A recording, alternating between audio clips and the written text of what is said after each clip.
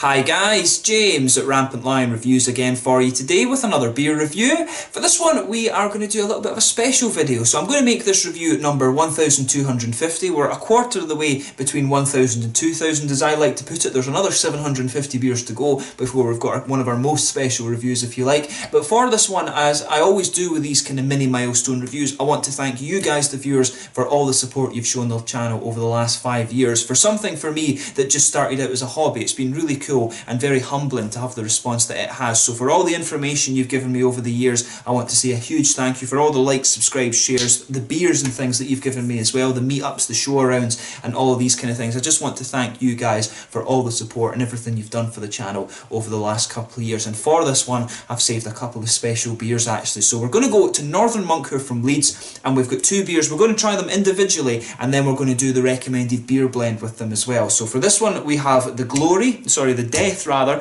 which is the Imperial Stout at 12%, and we have the Glory, which is the triple IPA at 10.5%. It's a kind of similar idea to the Yin and Yang that Evil Twin did a number of years ago. These beers are both limited editions. I was lucky enough to get a hold of them, so I thought this would be a really nice review to do for you for 1250 as one of the kind of mini milestones. So as always, I hope you guys enjoy my take on these beers, and hopefully we have a little bit of fun when we blend them up as well. So yeah, we'll see how we get on. So anyway, as is usual with my reviews then, I'll tell you a little bit about the brewery. If you want to get straight to the tasting, of course, just fast forward. All the usual links are in the description below. That's the brewery website, the link to my other reviews that I've done from Northern Monk before. No doubt there will be some more in the near future. There's all the usual social media. If you want to see more beer reviews, do please consider subscribing to the channel. The whole channel, of course, has a geography-based tagging system, so you can go into the homepage and search for beer based on country, city or state, whatever it is you're interested in. Do check out the playlist of beers from different countries. There is one there for all the English beers that I've reviewed for you. That's constantly being added to, and as always, please do get in touch and let me know some of the other beers and breweries that you guys would like to see me review. It's always great to hear from you guys that are watching the videos, and the support that you show the channel is hugely appreciated. So anyway, let's actually get on to Northern Monk a little bit then. So as I've told you before, Northern Monk are based in Leeds. They were founded back in 2013 by a guy called Russell Bissett, but he started brewing in his mum's basement and then he launched the company officially at the Sparrow Beer Bar in Bradford. But in August 2014 they moved into the old Flax store in the city of Leeds at Marshall's Mill, and they've been working to expand their capacity at this site ever since. But they say that they like to pay homage to the old monastic brewing in England that went on for centuries, but these days of course that's largely overlooked. When you think about monastic brewing, you often think about Belgium and the Trappist breweries, for example, so the monastic brewing in England is quite often forgot about, which is a bit of a shame. But at the brewery as well, they also have the refectory, which is their kind of tap room and their restaurant and things like that. Apparently that's really good, so hopefully I can get down and visit that at some point. But they currently brew over 20,000 pints of beer per week, which goes all over the world. I think they've actually expanded their capacity further since I did the research for this brewery a while back. But they also have their Patrons project as well, where they team up with other breweries for collaboration brews, and also with local restaurants and things like that as well. So the Patrons project does produce some really, really nice beers, but even in their core range they've got some really, really good beers as well. You can get some of them in the likes of Marks and Spencer's and Tesco's and things like that, but they do produce the big beasts like this every so often as well. And as I say, Patrons project are the ones that you definitely want to keep an eye on. But that's all you really need to know about Northern Monk just now. If you want to have a little read more about them, they've got their Facebook page. I'll put that in the description for you below. That keeps you up to date with everything that's going on, collaboration brews, Patrons project and all of these types of things. And you can also check out their website as well, and that keeps you up to date and has all the beer stats and things like that on it. But this should be a really, really interesting review, and as always I hope you guys enjoy my take on this beer. So anyway, that's all you need to know about the brewery. Like I said, let's get on to the tasting. So what we're going to do with this one then, since you should always go from light to dark in my opinion, I'm going to start with the Glory. So this one is a triple IPA at 10.5%. I'll just let you have a little look at the artwork on the can. Both of the artworks for these ones are very similar actually, just different colours, but there you can see the monk on the top there with the kind of compass, the sort of star compass behind him. As you can see, triple IPA, 10.5%, a seasonal beer this one. It doesn't actually tell you very much about it other than it's 30 IBUs, 9 EBC, which will be the colour if I'm remembering correctly. But yeah, nicely presented this one. 4.62 UK units, 440ml can, which I believe is the American pint. So let's get this guy out and we'll get on with the tasting then. Oh, that smells pretty good, but you can tell right away it smells really, really boozy, this beer actually. What I'm going to do is I'm just going to pour it, since we're going to blend a little bit later, I'll just pour it up to the 1/3 mark like that. and we'll leave it just now. We'll have a little taste of this one, and then we'll open up Death as well, and then we'll have a little bit of a play around with them. But as you can see, this beer, and as you would expect from an IPA, it's poured a really nice kind of bright goldeny yellow colour. There's a solid finger of a frothy head on this one. I'd say it's a kind of creamy coloured head on this one. It's not perfect white, definitely more creamy. You can see it's quite bubbly as well. Some of the fruity notes that are coming off this beer are absolutely lovely. If I put my fingers behind the glass, there is a degree of transparency to this one, but it is quite opaque. One or two big bubbles sticking towards the side of the glass, and quite a few little ones just going up towards the bottom of that head there. But overall, you know, it does look really quite nice. So let's take a closer look at the aroma then, and just see how we get on. There's some lovely fruity notes coming out of this beer. That smells really nice actually, so yeah, I reckon there's some citra in there. There's a good bit of mango coming out of this beer. Some darker grapefruits I think as well. I think a bit of orange, maybe some Amarillo or Mosaic or something. I always love guessing the hops when it comes to beer, and you can usually get used to that with different fruits. But there's definitely a good bit of piney resin to this one, which tends to be the case. They will tend, when it comes to the bigger boozy IPAs like this, the big 10.5% ones, they will use a little bit of some of the more piney hops like Chinook or something like that to give just to cover the booze a little bit and balance the beer out. But at 30 IBUs, that said, it's not one of the heavier IPAs that, or the more bitter IPAs I should say, that you're going to come across. But definitely grapefruit, I think, like I was saying, passion fruit, maybe a little bit of orange in there. I think definitely some mango. I do suspect there's some citra in here, maybe Amarillo or Mosaic or something like that. I think Simcoe as well, from the passion fruit notes. And I think there's a wee bit of lychee or something as well. That's what's really making me think there's some citra in here, the mangoes and the lychee. And there's some other kind of tropical fruit notes there as well, but it's got a lovely bit of a piney backbone. There's definitely some sort of spicier, pardon me, floral aromaticity to this beer. And you can smell there's a little bit of a caramelly and biscuity note to it. You can smell a wee bit of the sweeter kind of boozy qualities as well, a bit of caramel and biscuit in there. So just take a little bit of time and enjoy the aroma of this one before you get stuck into it. There's some really nice fruity notes. It doesn't smell too different from a regular IPA if you like, but a triple IPA, it's going to be an absolute monster. So yeah, smells really good. So let's get stuck into this one then. So this one is the Glory, a triple IPA from Northern Monk Brewery down in Leeds at 10.5%. Let's get stuck in. Slange, skull.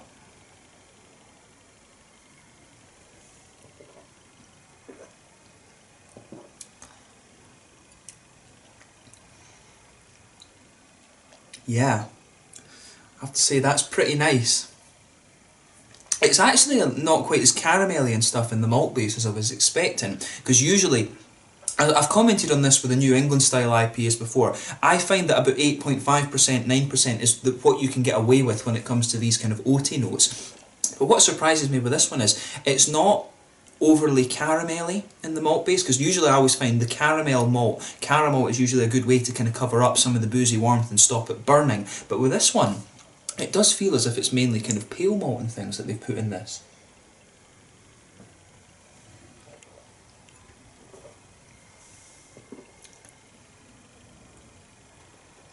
Yeah, I mean there is a wee bit of a kind of caramelly note to it, but overall the malt base on this one does feel as if it's mainly straight up pale malt. So that's a really interesting point about this beer actually. So the malt base, like I was saying, you can feel as it blankets the middle of your tongue. You've got that nice kind of bready, pale malty quality in there. There is a little bit of an almost wheaty smoothness to it, but you can feel some of the boozy quality pushing its way out of the middle of your tongue too.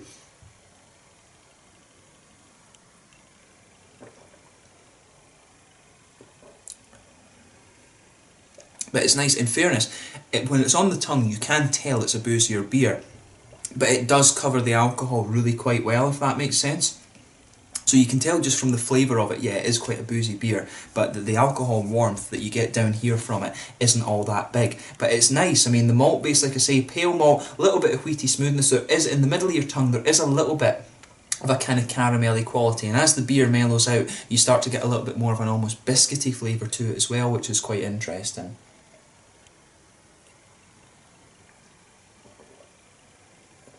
But I like that.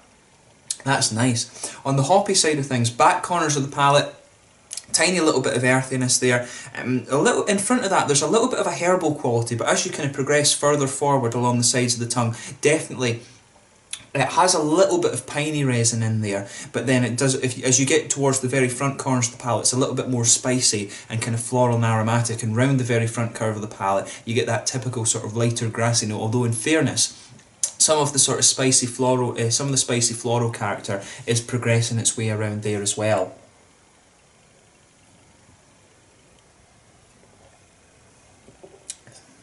In terms of the fruity notes with this beer then, it's quite interesting. If you just go behind the front curve of the palate, as I always say to you, that's where you get this little oily bubble, where the nice kind of fruity, juicy esters start to come out of the beer. Slurring my speech already, I'm not even onto the second beer. But yeah, for this one, for me, as the flavour kind of progresses on a little bit, you can feel a bit of the grapefruit in there, just kind of forming the base of the beer. There's definitely some passion fruit in there as well. For me, there's a little bit of an oily, orangey quality to this one as well.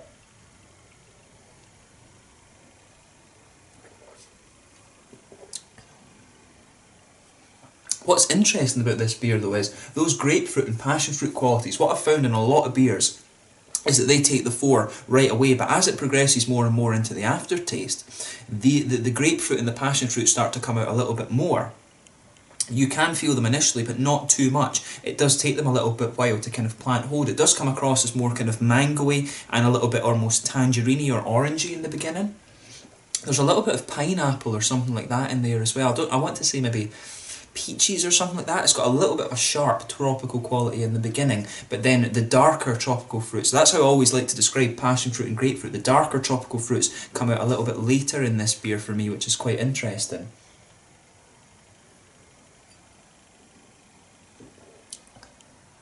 Yeah, I would stick with that. There is a little bit of an almost gooseberry note to this one in the beginning as well, which is quite interesting. Again, that makes me think Citra, because it can always give you sort of mangoes, lychees, kind of gooseberries. It's more gooseberries, I think, that's coming out of this one than lychees in fairness. But it's interesting how it's kind of flipped. It's interesting how the grapefruity and the passion fruit notes that form the linchpin of the beer, they take a little bit of time to come out of it actually. That's something I don't think I've come across in my beer tastings before. So a really wee interesting point about this beer actually. But it's nice, this one. I certainly wouldn't hesitate to drink it again. At 10.5% though, it is one that you definitely have to be careful with. But it goes together really nice. You know, when it's one of these heavier IPAs, for a triple IPA, it does really cover its booziness quite well. So a big thumbs up to Northern Monk for that one, because that can be a problem when it comes to the triple IPA.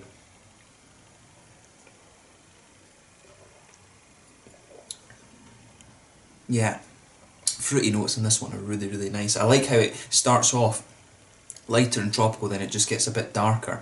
In terms of the mouthfeel, this one then, I would say it's at the heavier end of mid-bodied. It has a nice oily mouthfeel to it. The carbonation is very, very smooth. It's got a big oily mouthfeel to it, this one.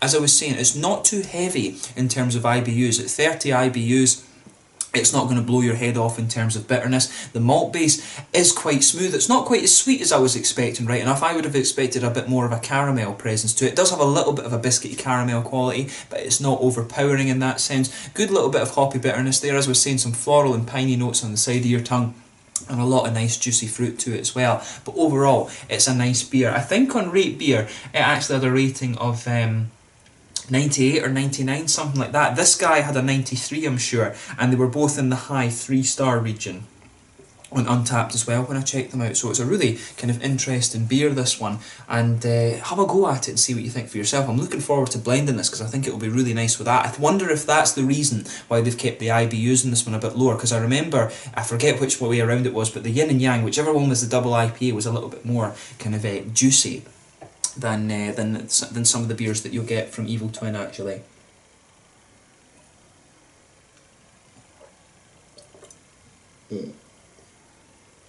Anyways, let's have a wee look at Glory then. So there's the artwork for Glory. I'm not sure how well you can see the colour on that. If I maybe tip it a little bit there, you can see the shiny bit for the nice monk on the front there. As I was saying, this one is a 12% Imperial Stout, so it should be an absolute monster. This one is 5.28 UK units apparently. The IBUs on this one are 80, so this is higher in IBU than the IPAs, which is unusual, and 110 EBC, so very, very dark colour on this one. Seasonal beer as well, nicely presented. So without further ado, let's get it out and get it into the glass as well. I'll do the exact same with this one as I did with the Glory. So we'll put it in just up until this little mark here on the glass. So that's 200 mils. So yeah, here we go. There we are. So yeah, that looks really nice and pretty much as you would expect from an Imperial Stout as well. The aroma on that one's really interesting. It's the fruity, it's got a big boozy fruitcake kind of quality to it. So as you can see with this beer, it's poured a nice dark ebony rosewood colour. The head on this one is a little bit smaller than it was on the IPA, but definitely it's a nice kind of dark, almost coffee tan colour. One or two big bubbles sticking towards the side of the glass and a few little ones just going up towards the bottom of that head again. If I hold the beer up to the light, definitely ebony rosewood. It's got a little bit of a kind of mahogany, dark sort of chestnut edge to it, but I think ebony, sort of rosewoody colour is a good way to describe this beer. It looks really, really nice actually, and that head is just fading away to be a very, very thin foamy layer, but it looks pretty much as you would expect from the Imperial Stout style. Put my fingers behind the glass, no transparency to it, but again, that's probably just due to the colour. So let's take a closer look at the aroma then and just see how we get on with this one. Ooh, that's interesting. It's almost got a little bit of a kind of Japanese kind of soy sauce quality to it or something. Yeah. So straight up, there's a nice kind of roasty black malt backbone. You've got a bit of that. You've got a bit of chocolatey quality in there. Definitely some milky chocolate, but there's also some of the kind of high cocoa chocolate as well. But with this beer, there's definitely some sort of kind of soy sauce quality to it, which is quite interesting. Fermented beans, yeah, soy sauce, fermented bean stuff. That's really interesting. There's a little bit of licorice in there as well. You can definitely pick up some of the earthy hops, and the fruity quality to this one is quite interesting as well. Yeah, the fruity notes for me on this one are almost like dark cherries. Yeah, like really dark, kind of not quite sour cherries. They don't quite have the tartness you'd expect from that. But the red fruity quality that comes off the aroma of this one is definitely cherry. In terms of the aroma, it's not the most complex Imperial Stout I think that you're going to come across. It's got a little bit of a woody kind of nutty note. There is a wee bit of a really dark treacle brown sugar coming out of it as well, like toasty brown sugar. But yeah, the sort of medicinal dark cherry note that comes out of this beer is really interesting. Not the most complex of Imperial Stouts in terms of the aroma, but from what I gather, from what I've heard, the actual flavour of this beer is really, really nice. But as I always say, just take a little bit of time and enjoy the aroma of this one. As I was saying, it's got that really, the aroma, the interesting point about the aroma for this one is that almost Japanese kind of soy sauce quality that it has. So just take a little bit of time and enjoy that for yourself before you get stuck in. But let's have a go at this one then. So this one is the Death, an Imperial Stout at 12% from Northern Monk Brewery in Leeds in England. Let's get stuck in. Slàinte, skål.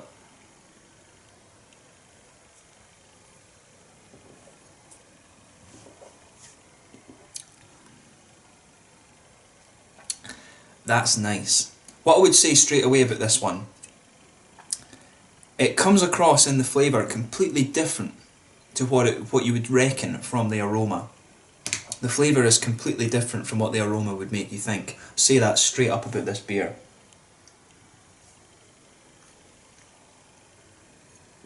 But it's really nice. Yeah, so with this one, straight away, you can feel the beer has a roasted kind of black malt backbone to it. This one's definitely got a little bit more boozy warmth to it than the Glory did. And it's really nicely done. So yeah, roasted black malt backbone to this one. There is a little bit of a kind of almost brown bready quality to this as well. As the beer kind of mellows out a little bit, you can definitely feel a little bit of that kind of coming through.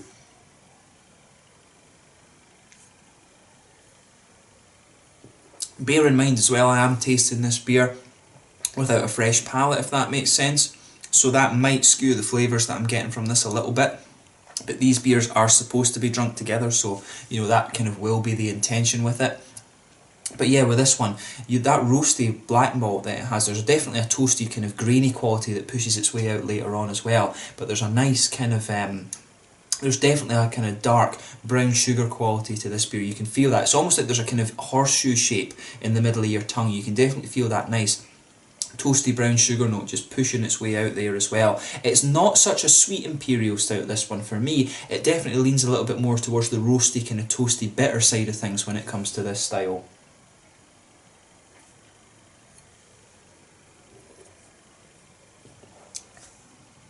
But yeah, a good bit of that high kind of cocoa chocolate in there. It's got a nice little bit of that. There's almost it doesn't quite have the coffee flavour, but the smoothness in the malt base of this one is almost reminiscent of a coffee stout, which is quite interesting. And as the flavour kind of mellows out a little bit more, you start to get a kind of almost there's a little bit of a, I want to say, a woody spice to this one, and that actually kind of mixes in with that roasty black malt backbone that the beer has, and that kind of smoothness too. The hoppy side of things is interesting. I mean, it's a straight up earthiness. There's a good bit of bitterness from the earthy hops in the back corners of your palate, and as you come further forward, there's a touch of herbal quality to it, but as you come further forward, that earthiness really kind of spreads out and just comes along the sides of the palate, and then round the very front curve of the tongue it's a little bit lighter and sort of grassy as well, which is really nice. The whole beer, this beer is all about how the flavours kind of blend together more than anything. It's just really, really nicely done.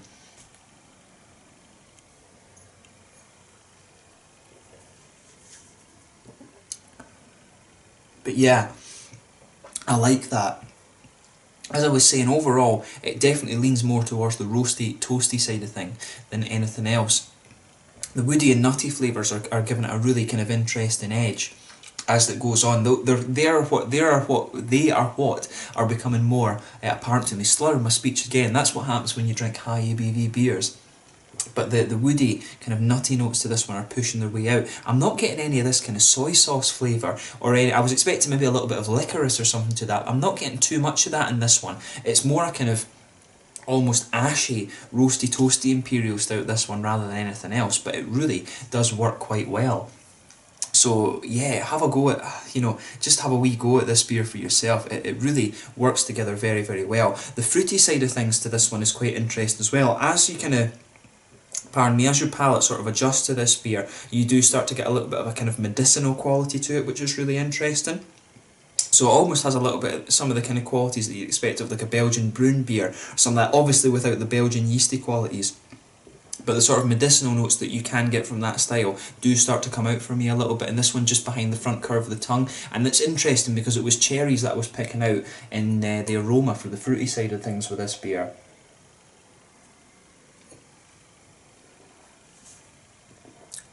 So yeah, round the front curve of the tongue, it's a little bit herbal and grassy in terms of the hoppiness, but then just behind the front curve of the palate, that's where you get the little oily bubble that I always talk about. For me, the fruity side of this beer, it's got a little bit of a kind of candied red fruit. As I always say, these little heart-shaped sweets that you get in Haribo Star Mix, it's got a little bit of that kind of candied strawberry, maybe a little bit of a figgy note, but for me, it's a kind of cherry note that's coming out of this one, black cherries or something like that. It's a really just interesting beer, this one. There's a lot of interesting notes to it. That medicinal quality, kind of cough syrupy type thing that this beer has is really interesting, but it's just a nice beer. In terms of the Imperial Stout, it leans towards the roasty, toasty side of things, so just be aware of that when you have a taste of this one. In terms of mouthfeel then, definitely a full-bodied beer. Carbonation smooth, again it's got a big oily mouthfeel to it. There's a good bit of hoppy bitterness to this one. The malt base has a good bit of bitterness as well. It smooths out with that almost kind of coffee, woody back note that the beer has. A little bit of juicy fruitiness, like I was saying, and the malt base has a good balance between some sweetness. And as I would say with this beer, when it mellows out a little bit more, you start to get a nice smoother feel from the chocolatey notes rather than anything else. That's one of the things that really comes to the fore in the aftertaste of this beer. The sweetness does start to come out a little bit more as you get further and further into the aftertaste of this beer, just as it mellows out, which is quite interesting actually. But the mouthfeel of this one's really nice and it does suit it. But overall, in terms of the style, it leans a little bit more towards the kind of roasty, toasty, bitter side of things. So just bear that in mind when you have a go at this style. or of this beer rather I should say, but a really nice beer. The alcohol warmth with this one is definitely a little bit heavier than that too, but yeah. So anyway, let's have a wee go at this one then. So I think I should have about 250 mils of each left in this beer. I'm guessing that might be around 100 mils. So let's just fill up the other part of this and see how we get on with that. I think we'll just do one blend with this beer because it is quite a heavy one, and I will just start making absolutely no sense after a little while when it comes to this. So yeah, I think we should have somewhere around a 50-50 blend with this beer. Maybe we can try a 1/3 or 2/3 or something like that. But yeah, nice looking beer, this one. You can actually see in terms of colour that it's a little bit lighter as well, but it looks really, really nice. So yeah, the aroma on that's really interesting. It's almost like fruity, tropical fruit soy sauce rather than anything else. Caramel, bit of chocolate, some roasted caramel, things like that. The aroma of that is not like anything else you're going to see. It's almost a bit meaty at the same time with that kind of soy sauce. I love Japanese meat and putting soy sauce and stuff on it. So yeah, if you do a bit of 50-50 blend, this thing is going to smell like a Japanese barbecue, which is quite interesting. And to be quite honest, I can feel it going to my head now. So let's have a taste of this and see how we get on.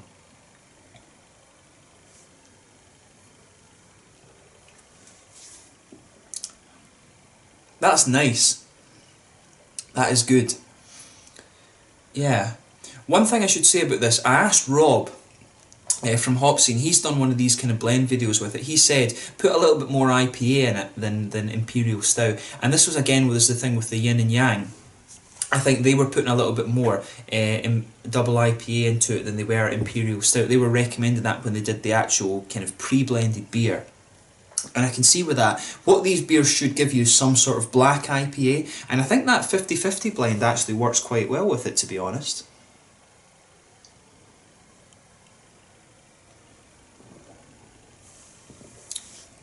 So yeah, what it does is it kind of smooths out the malt base a little bit. And it really gives you this, you know, with this one you can feel the black malts there, they're kind of underpinning the beer. It smooths out a little bit. The caramel is definitely there, that kind of toasty caramel note is definitely there. Some kind of brown bready flavour as well in the middle of the palate. For me, there's definitely a little bit of a kind of nutty note towards the front of the tongue too. Some smoother kind of woody flavours as well. Earthiness in the back corners of the palate. Definitely you're getting a little bit more of a grassy and floral note with that. You can feel a little bit of the herbal quality. I do suspect that in the Death they're using some English hops in that, just because of the kind of medicinal herbal quality that it has. The English hops can give you a little bit of that herbal note, but you can feel a little bit of that underpinning the beer. But the Glory is definitely giving it a bit more of that kind of floral, kind of spicy note. So it's interesting to see how those balance out. Round the front curve of the tongue, this sort of blend is a little bit lighter and grassy as well, but the way the fruits go together is really interesting on this one. In the aftertaste, it starts to taste a little bit more kind of candied, if you like, but in the beginning it's a little bit more kind of tropical and fruity.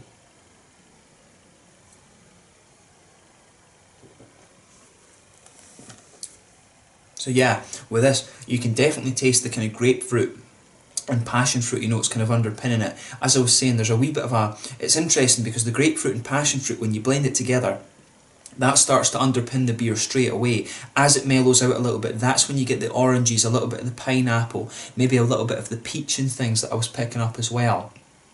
There is... I want to say the gooseberries are still there. I'm not getting any of the lychees that I was thinking were there earlier. But then as you progress further and further into the aftertaste, you start to get more of that almost medicinal quality that I was talking about. That kind of, it's not quite cherries. It's definitely more of a kind of candied red fruit that comes out of this beer later on. That's how this one progresses, and it's just really interesting that in terms of, if you're making this beer, I would always say that it gives you some kind of black IPA, and at the 50-50 blend, it's giving you a little bit more of something that's sort of right in the middle of the two styles. A black IPA can always be really smooth and lean a little bit more towards the sweeter side of things. You can put a little bit of black malt in it with some nice kind of caramel flavours as well and some chocolate.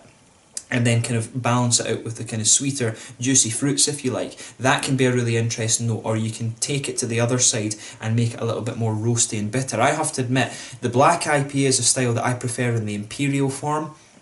For me, this one maybe isn't quite as imperial as I would like in terms of that style. So what I would, the thing with that triple IPA is that it doesn't quite have the caramel backbone that I would maybe want from a double IPA to use in this.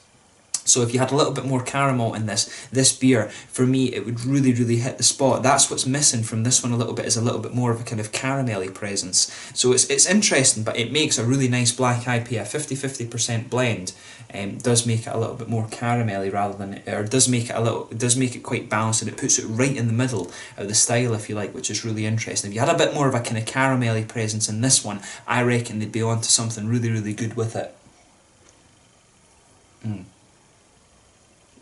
But that's definitely nice. I'll put a little bit more. Rob from Hopsing did recommend I put a little bit more IPA into it, so I'll do that just now and just see how much of a difference that actually makes.